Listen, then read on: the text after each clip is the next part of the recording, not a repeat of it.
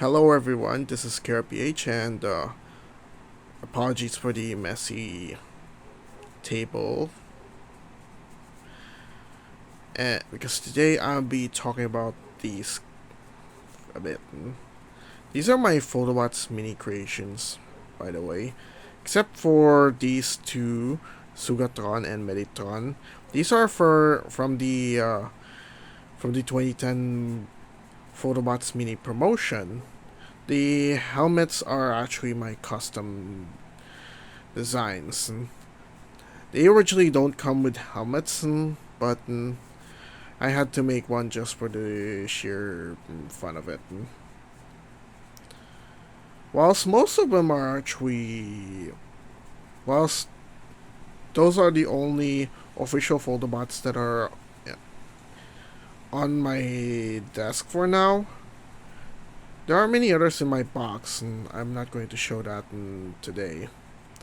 But there are many others here that are just reproductions of the original Foldabots Mini promotion from 2009. I just had to change a lot of the elements a little bit. Although these look inaccurate to the official release, but unfortunately I never even completed the whole set myself because it was 2009. It was after the Ondoy tragedy, and we never often go to the supermarket that much just to get chocolate pretzels.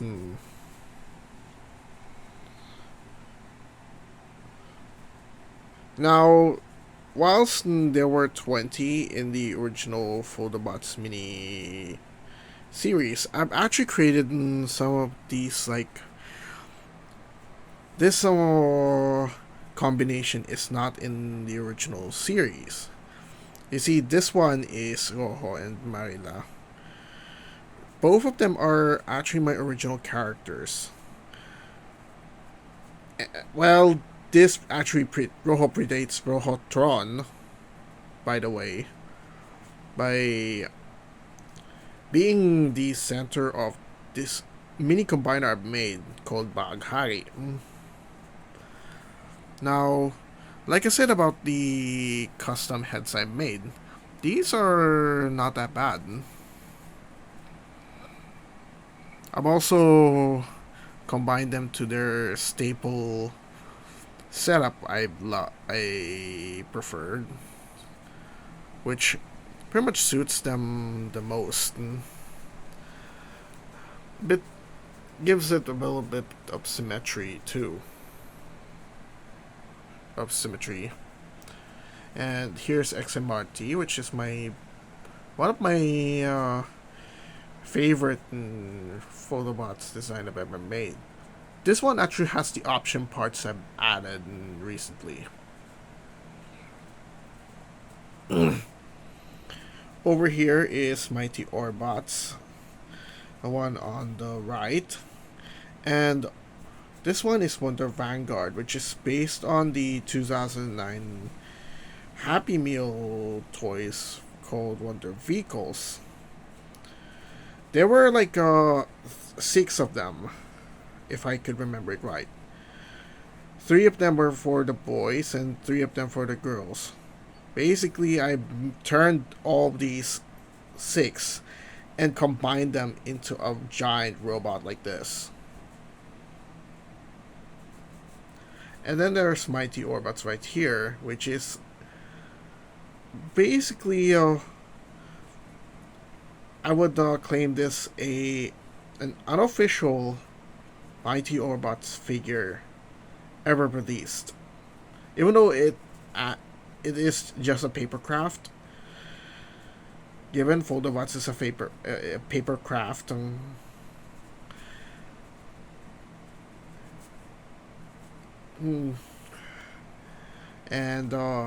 yeah, I'm proud that I've actually created these kinds of figures. And moving on, you have more of these.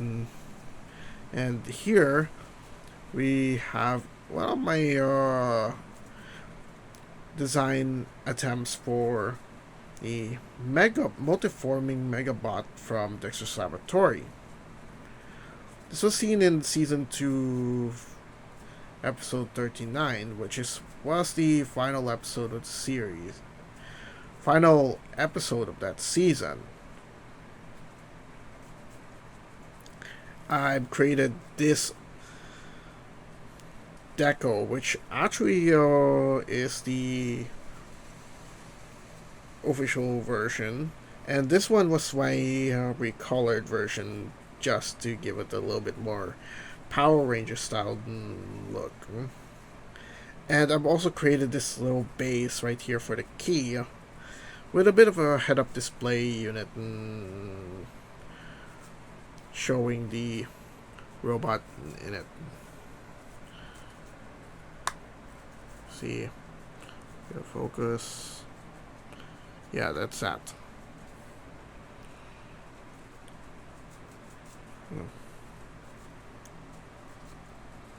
Yeah, I've been pretty much doing a lot of Foldabots for the past couple of years, and this is mostly of my backlog already. And except for XMRT, which is one of my more recent redesigns. And this one's also good because I do like the fact that I've created something that would have been pretty much the purpose for these little mini cars that were released in November of 2009.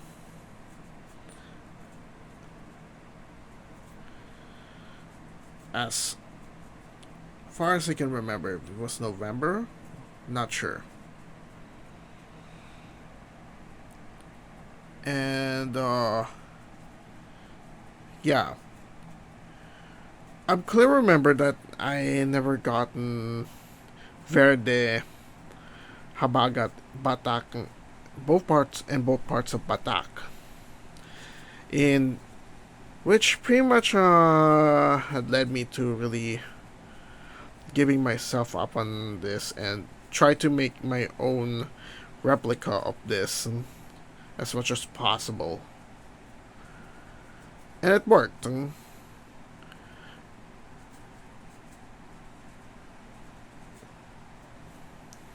And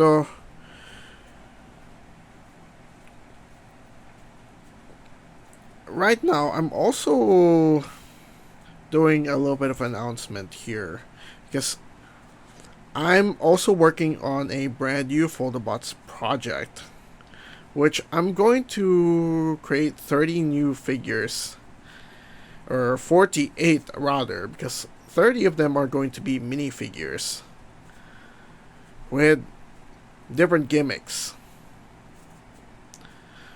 And even the larger deluxe figures I'm also planned on will be of 18 figures. Almost like a full year of K-Zone subscription. If you guys remember, K-Zone was the magazine of Foldabots, especially here in the Philippines, where we used to pretty much buy K-Zones at a monthly basis and cut out Foldabots just to get ourselves some plastic-free Transformers. And this was like a perfect alternative for Transformers, especially with the prices going up. I think it's time for us to really bring these back, really. And if ever we revive the Foldabots toy line, we could pretty much market it in a new way.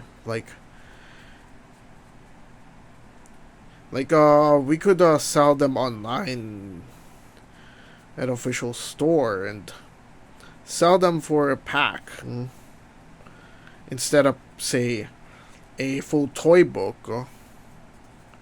We could have like a small toy pack that will have some of the figures that you want. I'm planning for like 12 packs for my new project. And there will be like 6 mini and 6 deluxe, which is fair enough. Because my distribution idea will pretty much be like, hey, I'm going to put like 5 mini figures in one pack. It's more like, say, the equivalent of how much you want to get from the bandages. Like, there are like 5 Foldabots and 5 Ludobots in the Mediplast version of the Foldabots Mini set. Whilst the Chocolate Pretzels, the Jack and Jill Chocolate Pretzels, had like the first set, the first 4 or the first 8 were pretty much released with the first 4 being in the small packs. Next 4 were in larger packs. And then the remainder of the 20 were distributed like set 3 were the third set of 4 were in small packs. Same goes for the 4th. And the last one is the large pack ones. And note, you can't actually get torsos from the small packs, probably because it's a little too small for it. You got to get the big packs to get the torsos. And yeah, it's not like seeing the Mediplast version. It's all the same sizes. I wanted to pretty much utilize my I want to utilize the use of index cards as your plain index cards. Yes, those ones that you can buy off online or at National. Those are the ones that you want to buy for quite a cheap price.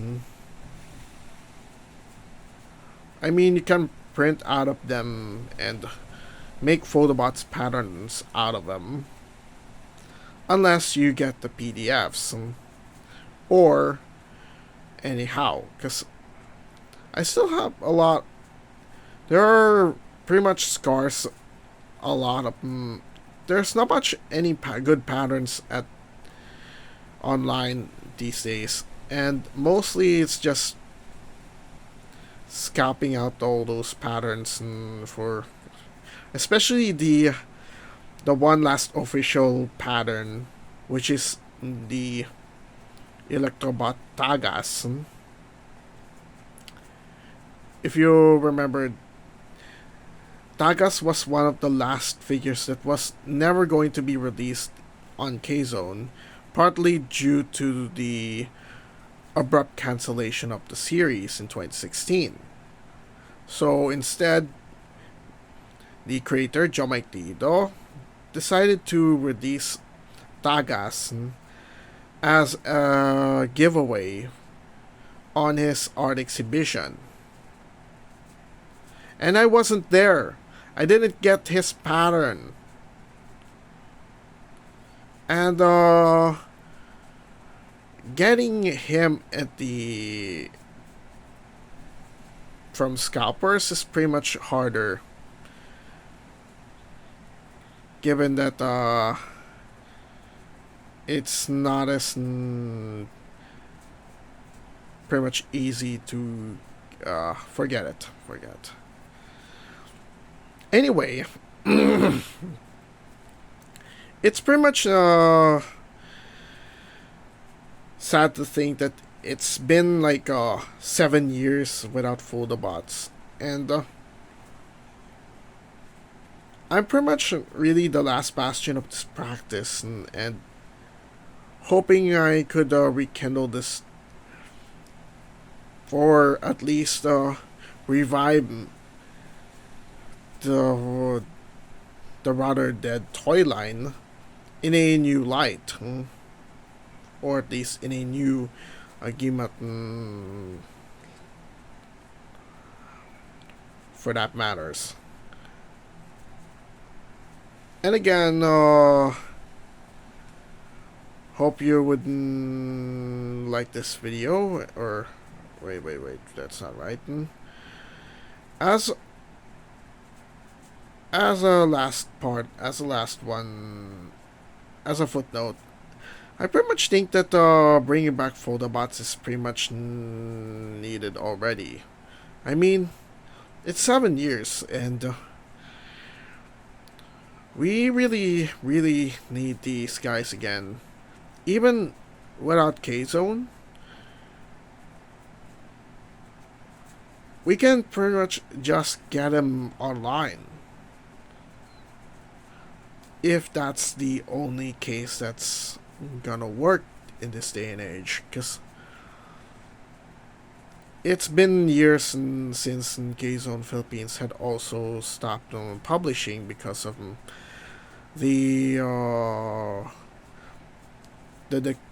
decline of physical media in favor of more and more children have been reading off their smartphones instead.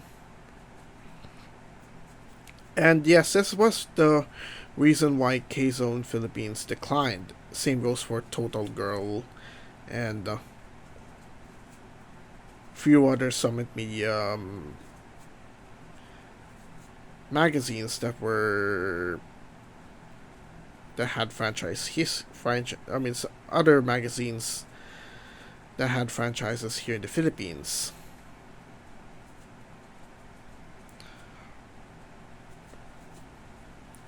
Well, it's pretty much that. I'm not going to spend like 30 minutes here, and I hope everyone likes this video as much as I've been working hard to make this video a lot. And be sure to subscribe for new contents, and see you next time.